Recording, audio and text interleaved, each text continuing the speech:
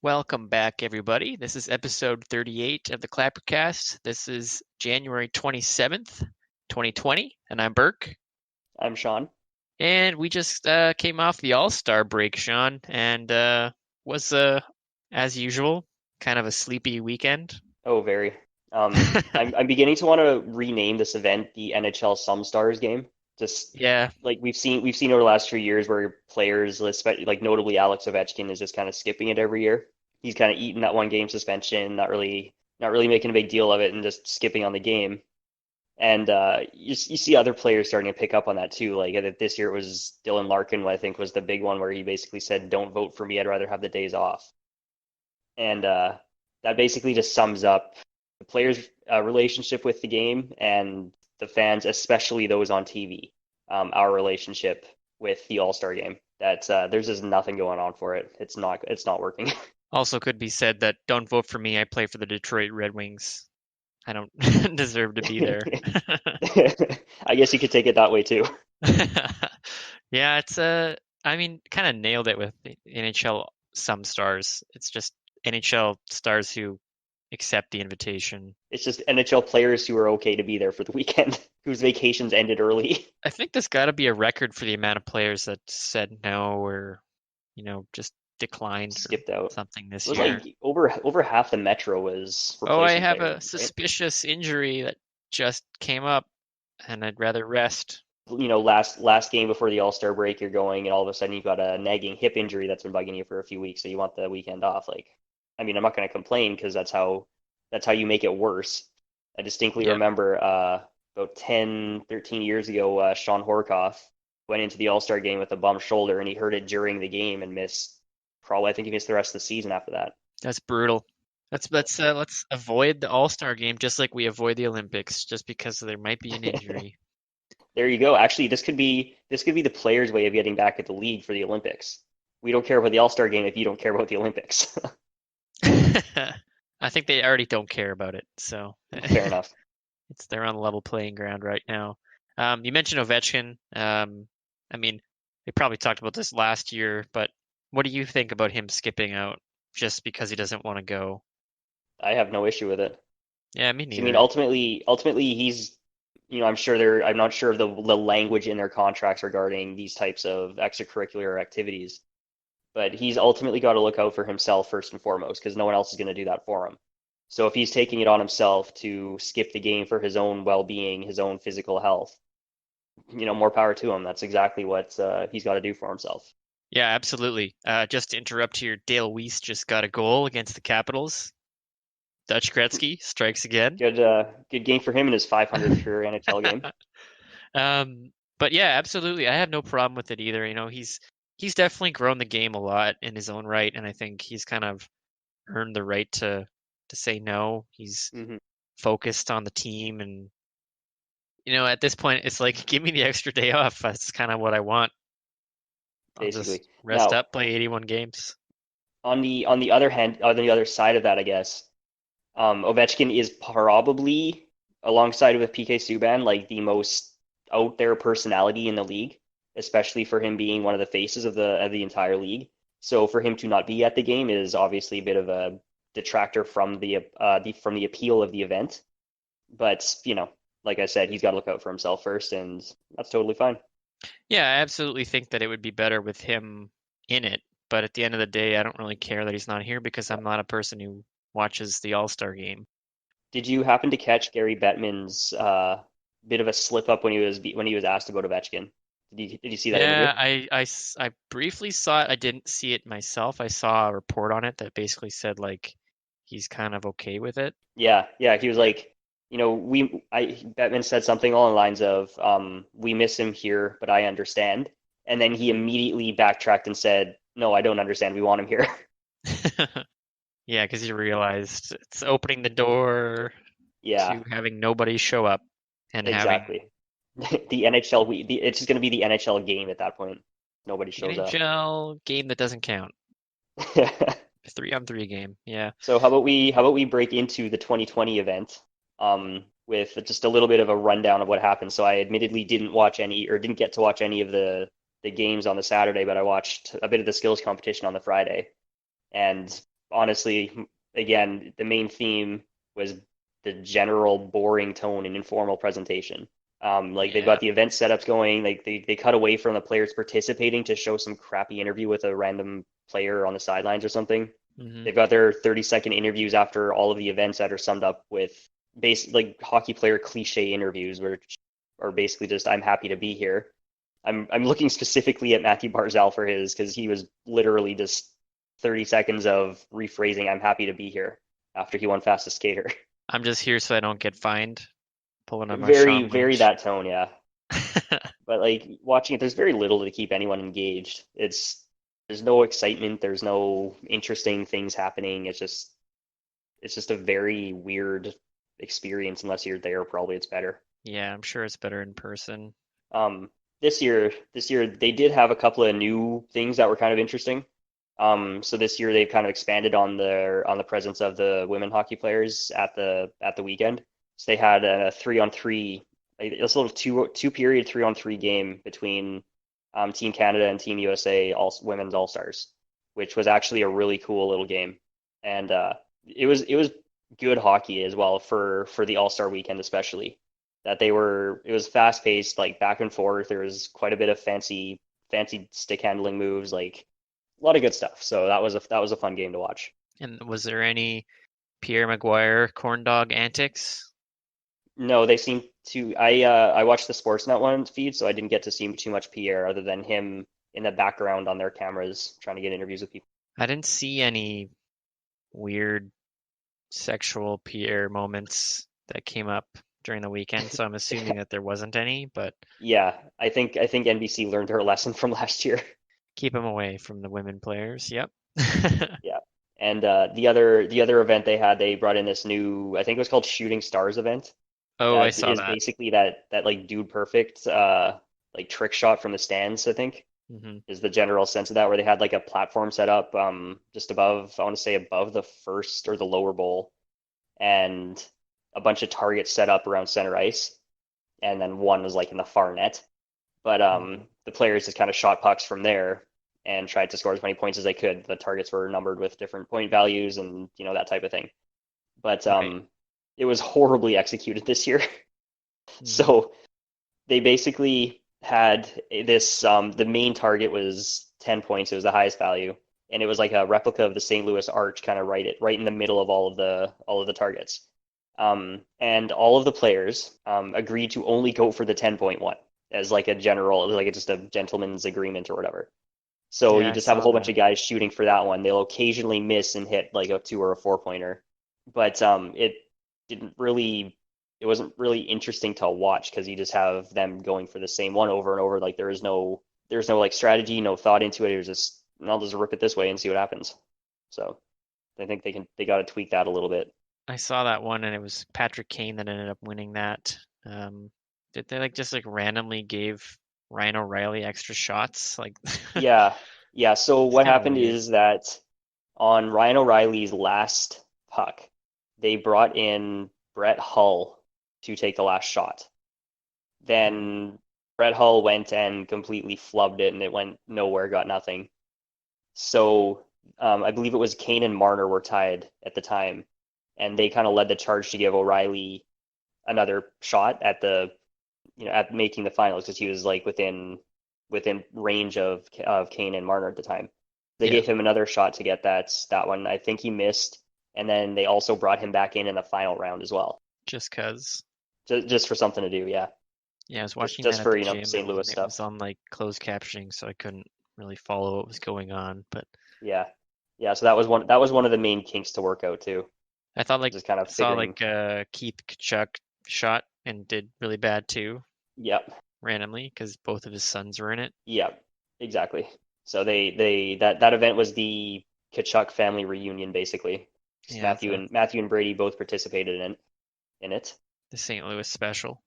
Yeah. What'd you think of Matthew Kachuk ripping off his Flames jersey for Cardinals one? That was blatant fan service, I think. I mean, I'm always okay with that, but it was just kind of like, all right. He had like a Yadier Molina jersey on, I think, and it was, It was Molina, so whoever that would be for Cardinals. yeah, it was like, All right. Okay. I don't think the NHL is going to be too particularly happy with that, considering it's the NHL All Star Game, and they've got their players ripping off their jerseys for the other leagues. There was a bunch of Blues players that showed up with like Chiefs jerseys Yeah. in like the on the red carpet. Like Bennington was wearing like a Patrick Mahomes jersey, and I think a Oh couple other wow. players were. Yeah, I don't know how the league's gonna be about that branding The wise, but The it's not a NHL big can't even deal. get their players to wear their own gear. Yeah. Um, but I mean, like it's the Super Bowl's like in a week, so Yeah, I everybody's guess. hyped up. I don't know, just fan Yeah, service. I that was thought the the thing. Like, cards is kind of a weird one, but yeah, whatever. I think they asked Matthew about it afterwards, and he basically said like he spent a lot of time growing up in St. Louis, and that was just like a part of his experience there. He wanted to like express like a big part of him growing up there to the city, to the fans, and all that. So He should have just pulled off a jersey and had his dad's number on a Blues jersey. yeah, that would have been even better actually. I don't think the Flames would be too Everyone would have, stoked, but like hockey fans would have eaten that up. oh, Actually, the Flames absolutely. wouldn't have liked it, but like yeah. So anyways, going back to that event, like I don't exactly know what they could do to tweak it to like make it a little bit more interesting, other than maybe like making the smaller targets bigger and the bigger targets smaller and spreading them out a little bit more. So there's just it's like players can't just all go for the exact same one. Like you kind of put some thought into where you're going to shoot to try and maximize how much you're going to get. But it'd be an interesting one for them to bring back just because it's so different. At the end of the day, it's better than that Gatorade branded flip the puck through the post Oh thing God. that they had. That was just Actually, that's got to be the premier event. yeah, that's the top seller. Yeah, that's huge. Um, they brought Terrible. back that like save streak thing. Hmm. This to me was the I highlight don't of the like the All save Star streak. game, because not because of the event, but because Jacob Markstrom said "fuck me" or, or "fuck you" or whatever, like on live So I TV do when he remember was that. Yeah, mic'd he up did that. Yeah, that was a good one. when Roman He Yossi also had scored that on him. bet going with Bieksa about Yeah, if he'd get to five or not. So there's just like some cash sitting on the boards or something waiting for him when he gets five saves in a row. yeah. Then he won, and he gave it to like Kopitar's kid or something. Yeah, of Yeah. all people. Yep. Um, Yeah, I don't actually Hurdle like the save streak very much. Hurdle did his little Justin Bieber Oh God, yeah, mask on Bennington with that.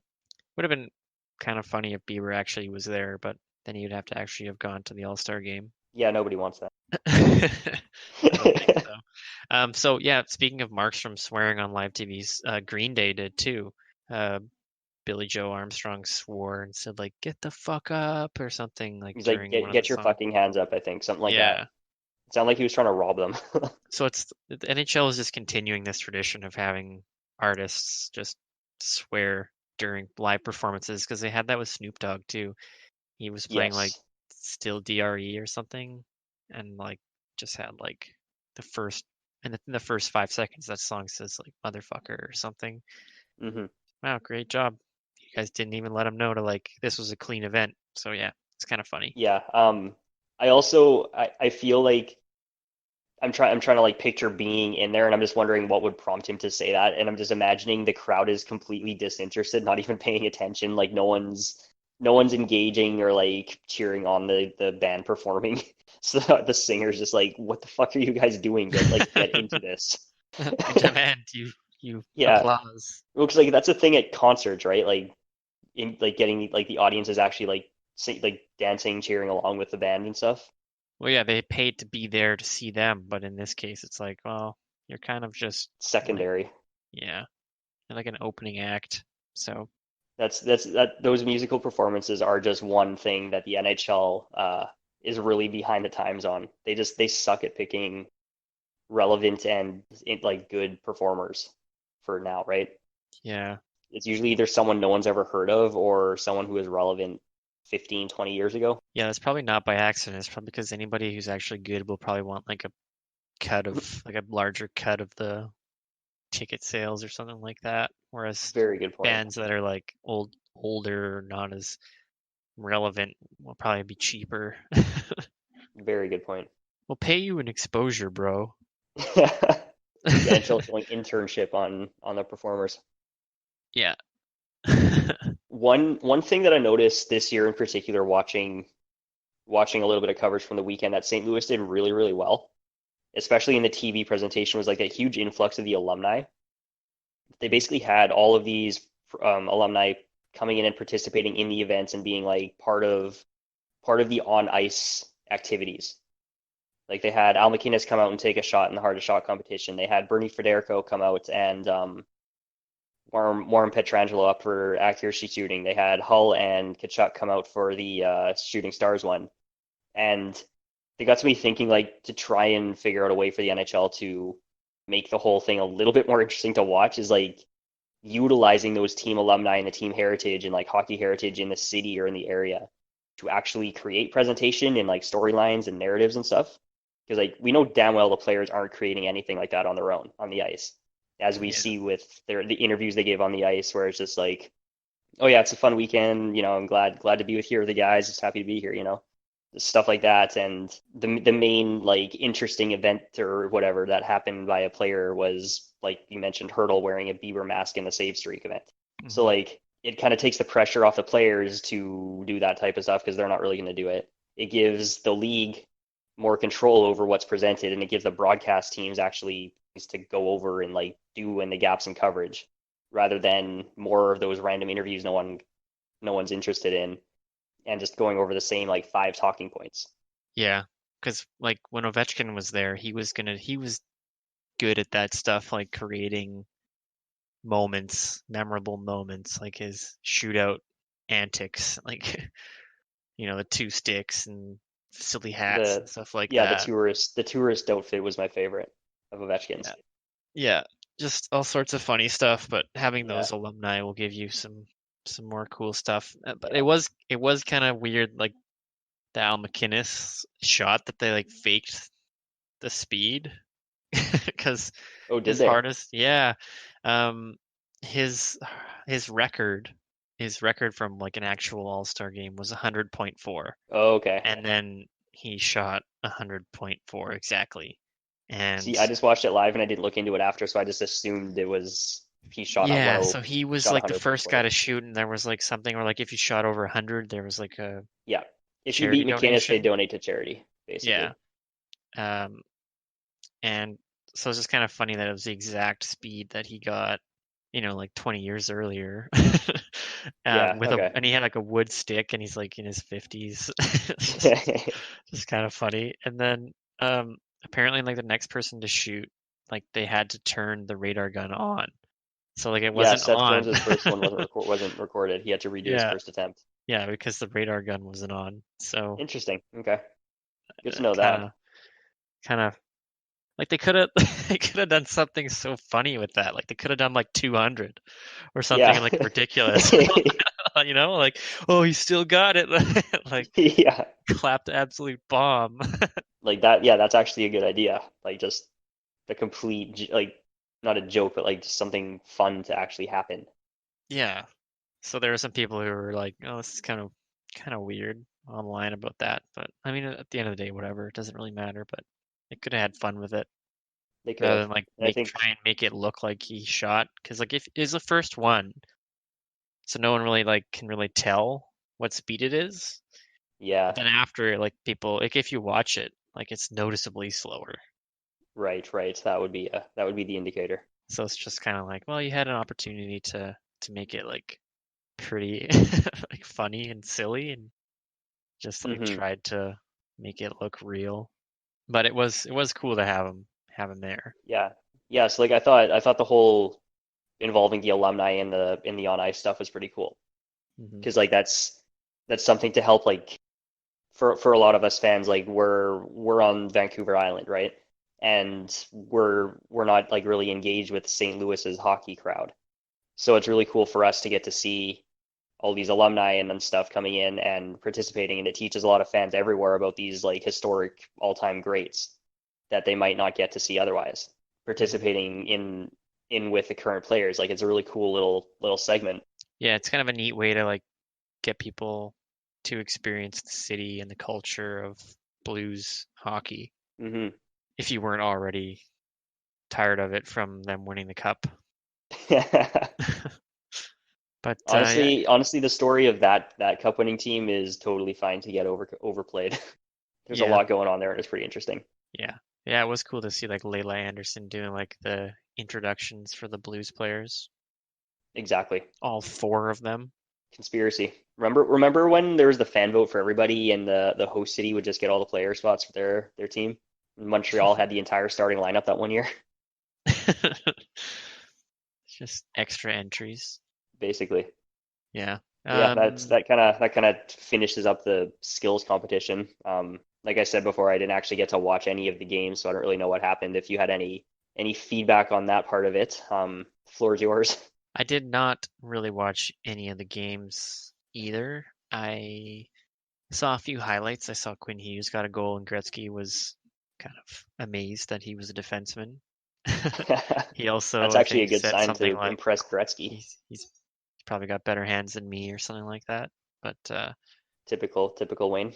yeah, other than that, there wasn't really much that I saw online afterwards. Um, was it Draisaitl scored and Kachuk assisted, or Kachuk assisted or scored with Draisaitl assisting? So that happened. Draisaitl scored on a Matthew Tkachuk pass. That was actually a pretty nifty play, but he did not, in fact, leave the ice.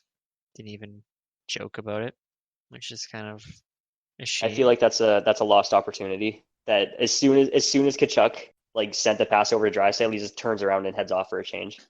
Yeah, Sent the pass out to no one. yeah, that would have been awesome. I feel like that would have been a better story. Nope.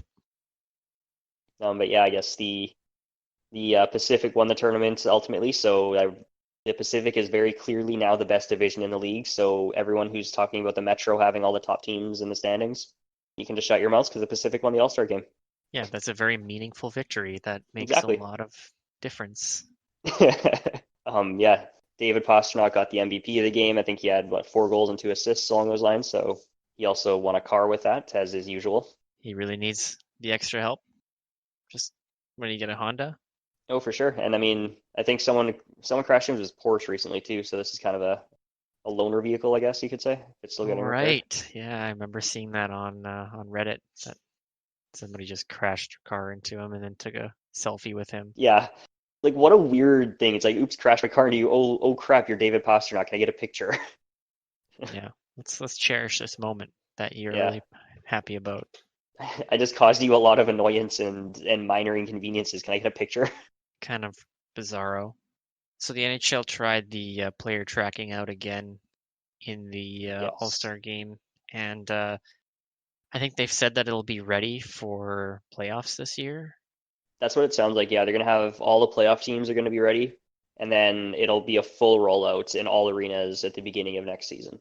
I wonder, like, I guess there may be a benefit there, but It's I gonna don't be know. great for behind the scenes stats because they're gonna have so much more data on players, and especially with like speeds and like positioning on the ice, I think too is a big one.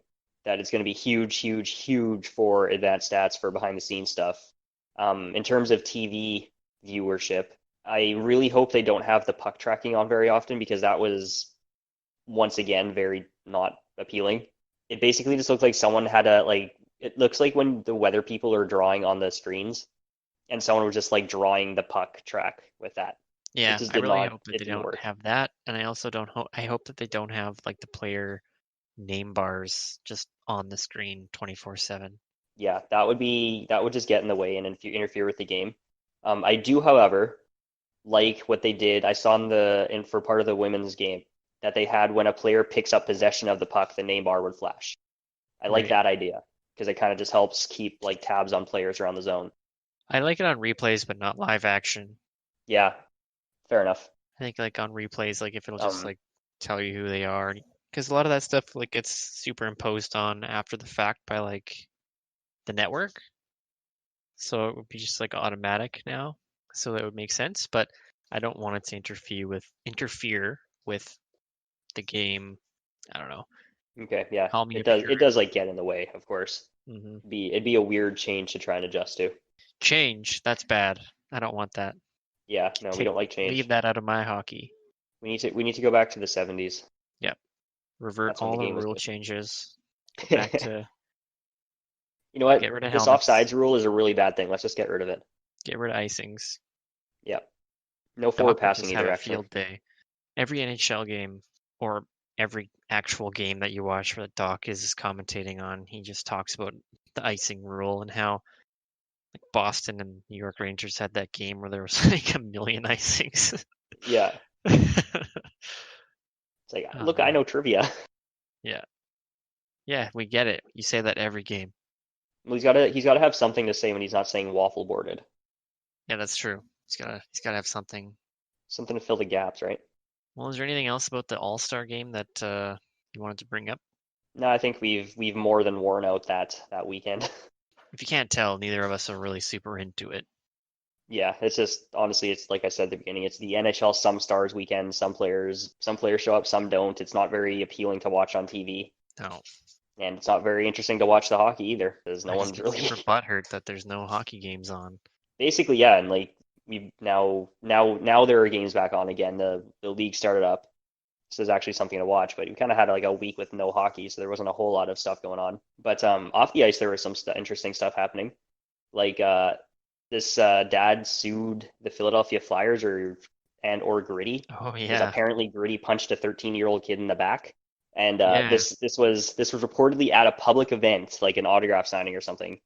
And Gritty took a running start and just punched this kid in the back, enough to Just leave a Falcon bruise. punch the kid with a running start. Yeah. And like how the fuck does nobody see this when it happens? Because like this was a month ago at least.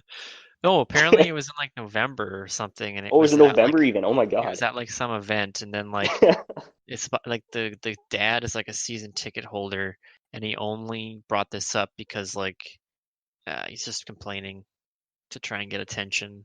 Basically, yeah. I mean, the Flyers did an investigation. They found no evidence to support this claim, and it pretty much just sounds like a guy looking to grab money and attention for It's himself. just it was like the greatest Philadelphia news article ever. It Yeah, was like Gritty being investigated for punching a child in the head. I thought it was an Onion article at So first. did I. I thought it was Like a I joke. opened it up and like, oh, this will be a good joke. And then I close it and I look at the comments on Reddit and it's like, wait, this actually supposedly happened? Free Gritty. Hashtag free Gritty. And like the thing is, this is a very gritty thing to do. Oh yeah, Like it fits the gritty personality. So it's like it's there's on no way it would brand. ever happen, but it's on brand exactly. It's pretty funny. It just punches a kid in the back of the head. I didn't know that running start thing though. That's pretty hilarious. That's what I read is that there's actually a running start supposedly too. Oh man, did you see Do you Gritty banging that garbage can with the Astros logo on it? No. He was at a game. He was banging a Oh, Gritty's the reason they got caught, isn't he? I get it. just poking fun at the Astros, like sign stealing with all their Yeah. stupid fucking techniques that they had. Yeah. If Gritty bangs the garbage can twice, it's a fastball. Yeah, I think Kevin Hayes had like a tweet where it was like, "I'll pay for your legal expenses, Gritty." I saw that and it's just like a Photoshop of his head on Gritty's body. It was me. It was me. Oh It was man. me, Gritty. Yeah, that was That pretty was that was funny. that was quite the read and quite the story to follow up on through the week. Yeah, I was kind of disappointed that Gritty didn't show up to All-Star Weekend in like a jail outfit, and He like did, however, show up in a jean outfit, I think, right? yeah, he had like a jean jacket and denim cutoff Probably jorts shorts. or something. So again, kind of on brand, but I think Gritty's setting the fashion statement. Yeah, that's got to be what the rest of the league shows up in next year. he is the best mascot.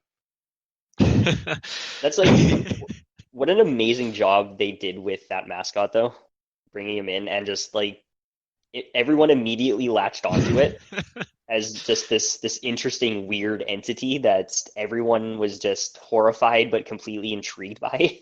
Yeah, because they just like announced it, and there was like some like shitty pixely photo that someone took at like a press conference, and they were like, apparently this is Philadelphia Flyers' new mascot, Gritty.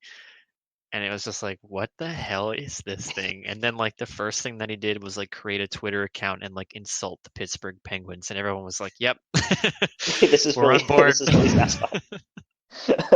Oh yeah, and even like after like now that he's in kind of ingrained or like onboarded into the organization, like the stuff that they do with him and the personality that he's taken on, Yeah. is just it's just on point.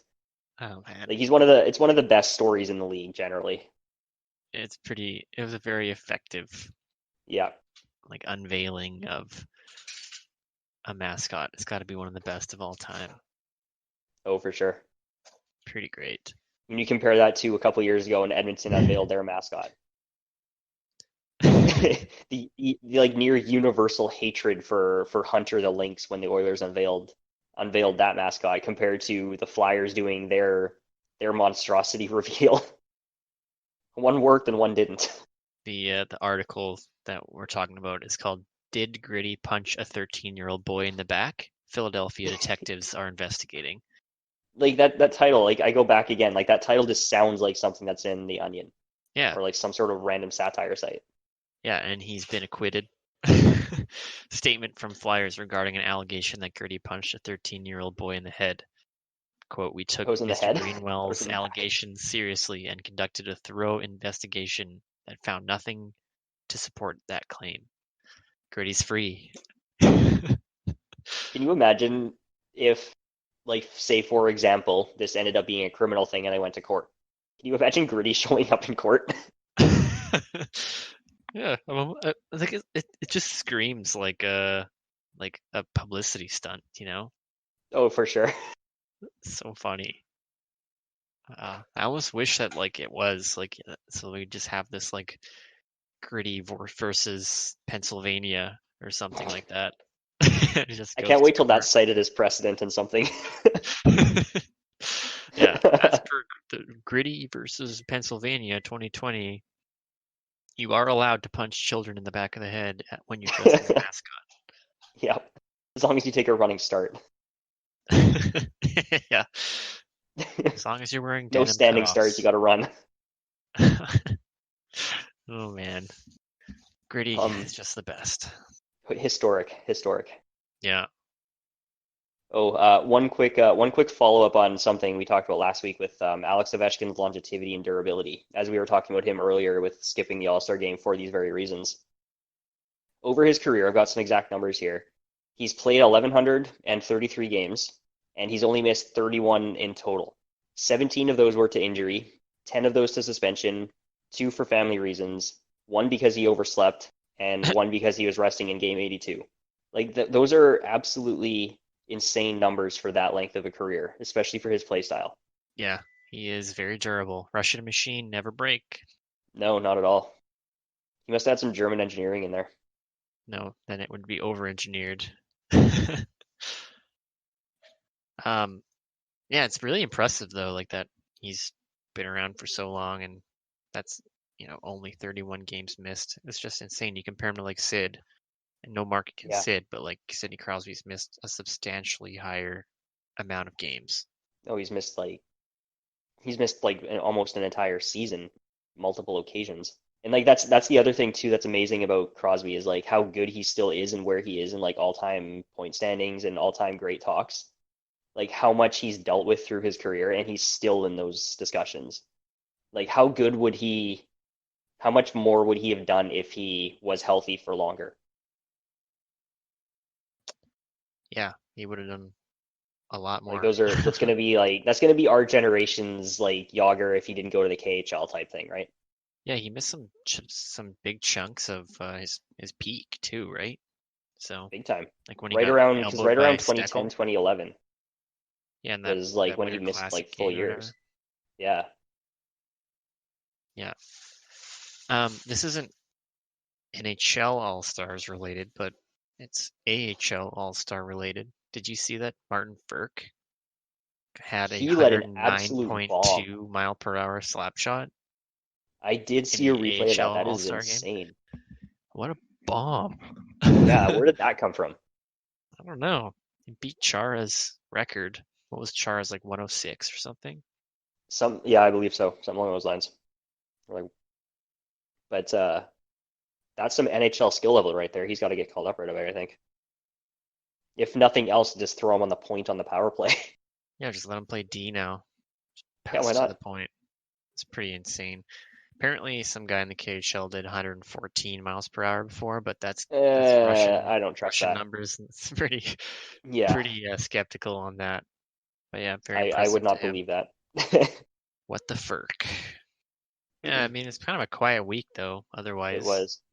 But another thing, this sort of broke last week, but right before the episode we recorded. But the full thing came out throughout the week here with Connor McDavid's actual injury from last summer. all right. So just to kind of quickly summarize what's gone on is that over the summer and through the beginning of the year, they've been recording like a documentary about McDavid's recovery from his injury last at the end of last season when in game 82, Mark Giordano took him down on a drive to the nets and flew right into the post like knee first, knocked the net off and was down on the ice, barely got off on his own. And over the summer, like the organization was completely quiet on what the injury was, how it was going, like any information was completely withheld, even from Ken Holland when the Oilers were interviewing him for the GM job. Like Holland didn't know what was going on with McDavid when that was happening. So they've released this documentary now about what the injury actually was and the recovery that he's gone through. And at the time, we kind of knew about like a partial tear to his PCL, I think was the public knowledge of it. But it turns out he had a completely torn PCL, some sort of rip through the lining in the back of his knee joint, multiple other random tears in the area, and a crack in the top of his tibia, I think. And at the time, the doctor he was seeing needed an answer within like 24 hours on whether or not he wanted to surgically repair the knee, which at that point would have been a year-long recovery involving a whole bunch of like equipment and screws and pins and stuff to keep the knee back together. That would absolutely, well, likely have altered his ability to play and like the trajectory of his career. Like he would not have been able to skate like he had been. And instead of the surgery, he opted for this intensive rehab program of like 8 to 10 hour days all summer to cut down, what would have been like a year plus with never really recovering fully to this 6 month program that has got him exactly where he was before. Like he has not missed a step on the ice this year, and he's having one of his best years ever. Hmm. And that was at the end of the summer. I remember us talking about kind of being worried about what the injury actually was because he started seeing some like anecdotes that some like personal stories that the team had been hiding how bad it actually was, and he's not going to be ready for the start of the year. And then you see him like he skipped to the BioSteel camp and he missed the first couple of preseason games, and we were kind of like, is he actually going to be ready? Like, is this worse than we thought? And it turns out Yeah. it absolutely was worse than we thought. Yeah. 100%. Yeah, and good on the team for keeping it so tightly wrapped up. Like there was not a leak in that ship.